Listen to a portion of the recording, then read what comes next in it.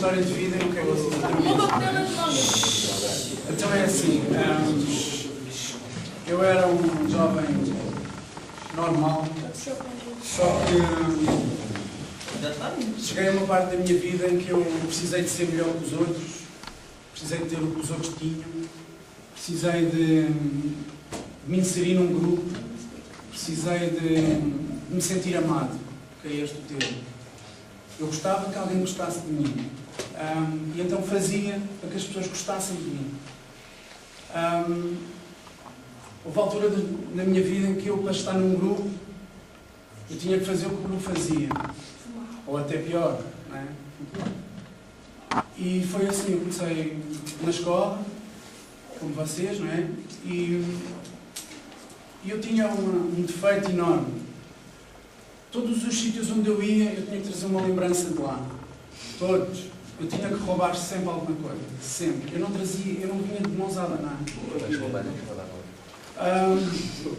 Ao longo da minha vida, eu comecei a fumar, eu comecei a beber. Eu no segundo ano, faço umas contas que eu não consigo, não tenho isso em memória. Eu comecei a roubar casas aqui em Santo António. Nasci aqui desde criança e ao ponto de eu ter sido apanhado pela PSP, mas eu fiquei a aguardar julgamento fora porque era menor naquela altura. E a minha vida aí mudou. Minha vida aí mudou, eu fui trabalhar, fui ganhar o meu dinheiro e aí então eu não tinha que me preocupar com pais, com família, não tinha que me preocupar com nada. E eu comecei ainda a fazer pior. Comecei no álcool, nas drogas e foi um passo ao sair do trabalho, que não tinha força, não é? Comecei a roubar e comecei a roubar bombas de gasolina, saltos à mão armada. E não estou-vos a dizer isto para vocês pensarem, olha para aquele gajo, não. Estou-vos a dizer isto também ao mesmo tempo com um pouco de vergonha. Porque não fez de mim um grande homem.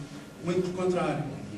Eu passei 4 anos na prisão, com uma pena de 15 anos, mas graças a Deus não cumpri tudo até ao fim. Cumpri 4 anos, fiquei 4 anos e eu estava a olhar para vocês, olha, eu tinha a vossa idade, eu era miúdo. E eu na prisão a gente vê muita coisa mesmo. Vi amigos a morrerem, vi gente maltratada, vi uma opressão enorme, sabes? Eu não conseguia viver durante 4 anos. Eu parei. Durante 4 anos a minha vida foi assim. Mas graças a Deus eu saí com liberdade condicional e eu pensei assim, agora é que eu vou ser o maior. Agora é que é. E eu continuei a fazer a minha vida normalmente, como fazia há 4 anos atrás. E é claro que as drogas voltaram à minha vida.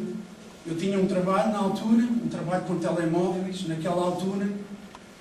Aquilo era um trabalho excelente. Tinham acabado de ser os telemóveis, aquilo era mesmo fixe. Até eu comecei a roubar telemóveis para vender. E eu fui apanhado pelo meu patrão disse-me, olha, como é que é? Queres ir roer o resto? Porque se eu saí em liberdade condicional, tinha uma pena de 15 anos, vocês vejam, só cumpri 4. Ia cumprir o resto e depois ainda tinha que levar mais com a sentença dos telemóveis. E eu comecei a pensar, o que é que eu estou aqui a fazer? Eu comecei a pensar que não havia solução para mim, que tinha descido ao mais baixo. Eu tinha que fazer alguma coisa por mim, era se quisesse continuar a viver. E eu queria... Podes passar de fora. Esta foi a melhor foto que eu arranjei enquanto eu... Foi a melhor, hein?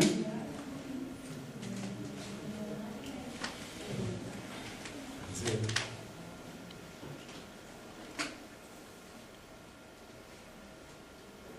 Está quase?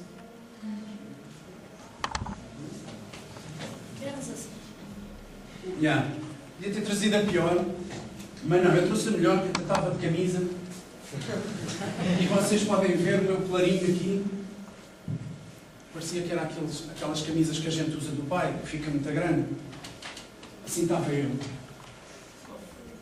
Nesta altura eu tinha tido um problema no intestino e eu fui parar num hospital e os médicos disseram, olha, não há solução para ti. nós estamos à espera de um milagre na tua vida.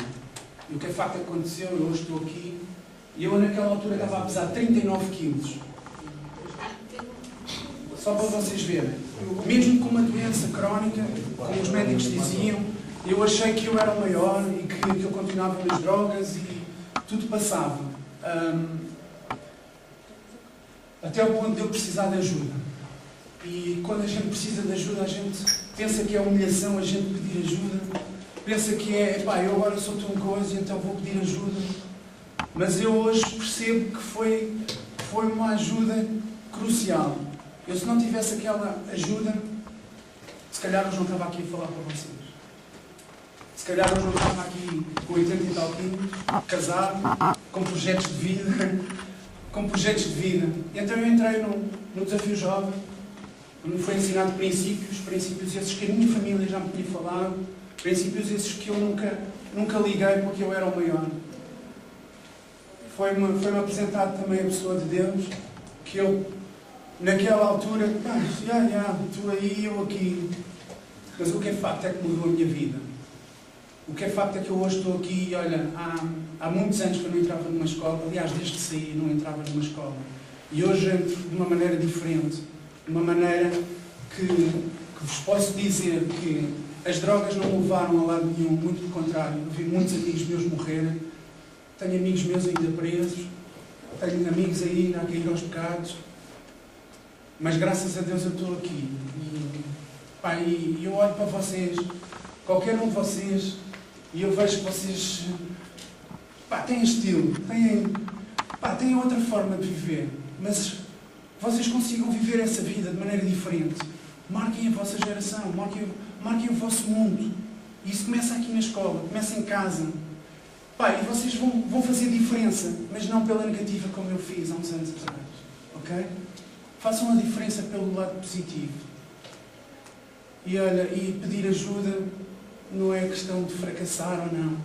É questão de um gajo ser inteligente. Eu fui inteligente naquele tempo. E era esta a minha mensagem, era isto que eu vos queria deixar. Hoje trabalho com jovens, aqui em Santo António. Por isso, no fim, se quiserem falar comigo, ou ficarem com o meu número, estejam à vontade. Estejam à vontade, porque como fizeram comigo, como me ajudaram, eu gostava de ajudar outros, se vocês precisassem. Ok?